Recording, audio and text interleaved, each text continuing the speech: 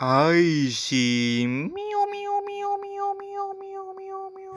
Selamat datang ke channel aku ini yang tak seberapa megah. Hari ini aku mengajar anda semua mancing.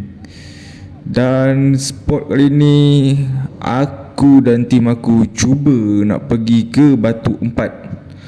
Ternyata Batu Empat ni hardcore gila guys. Korang tengok je lah apa yang hardcore dia. Yang pertama, nak turun pun dah terseksa.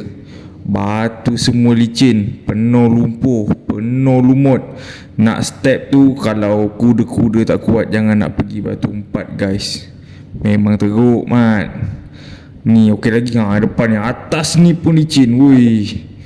Jadi yang mana nak pergi Batu Empat, sila hati-hati. Yang mana tak kental, jangan pergi Batu Empat.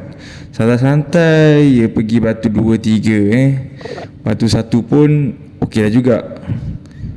Okey, kita teruskan mengangkat barang. Setelah jejak je kaki di Batu Empat dan mengangkat barang, kita orang seperti cacing kepanasan. Sebab apa? Banyak gila agas. Ui, agas dia tak main-main. Dia buat aku macam lembu mat. Jadi tolonglah. Tapi kat sini lah yang ada gangster-gangster. Mungkin rezeki korang kalau korang pergi dapat yang gangster-gangster. Nampak ni aku asyik alok agas dia tadi. Hardcore guys. Tadi aku ada tergelincir sikit masuk lumpur. Aku cubalah basuh kaki ni. Mana tahu boleh bersihkan, tapi tak guna. Baru je naik dah kotor balik. Aduh. Dan beginilah keadaannya Batu Empat ketika waktu pagi. Kemah pun sudah ada pasang. Tapi bukan senang nak pasang kemah kat sini. Dengan batu licin lagi. Oh, seksa. Jadi kita mulakan memancing. Untuk waktu pagi aku cuba pakai spinning. Yang ini tali dia halus jugalah. Dalam 20-30 pound. Sementara air masih rendah, kita pun turun ke bawah sedikit. Bolehlah guna tali-tali halus begini. Dan ketukan sedang dilaksanakan. Jam menunjukkan 9 suku pagi. Agak lambat jugalah kita orang start mancing. Sebab nak prepare lama. Sebab dengan batu licin lagi, nak pasang kemah susah lagi. Woi, memang hardcore tempat ni. Nak alau agas lagi.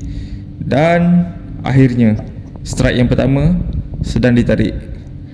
Dan lihatlah ikan apa tu. Ternyata ikan MJ bocil. Tapi tak apa, ni semua rezeki. Kita naikkan dulu, kita settlekan dulu dia kat atas. Kita operation dulu. Masa ni ada tim lagi satu main bottom. Dan tengok dia naikkan apa. Dia pakai handle kanan guys. Ni Japan style ni orang ni. Tapi kita tengok Japan style ke Malaysia style ni ikan. Nampak macam padu. Ikan sudah mula terlihat. Ternyata ikan belin. Moral fish. Bukan, moral eel. Aku pun tak tahulah. Tapi agak mengerikan di situ. Anggaran pukul 11 kami berehat seketika. Sebab baru ni lah dapat duduk. Kalau tak batu basah licin semua. Dan pukul 11.30 gitu, kita orang cuba bergerak ke tengah sikit. Bukan kita orang, aku yang bergerak ke tengah mencari strike.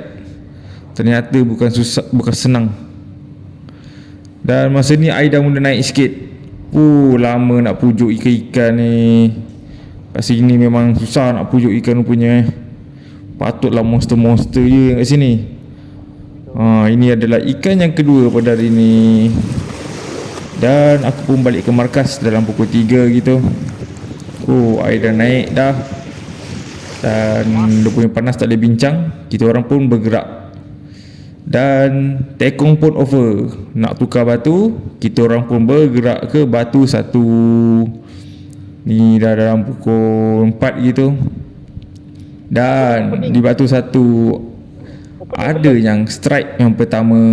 Lihatlah apa hasil dia. Opening bulut.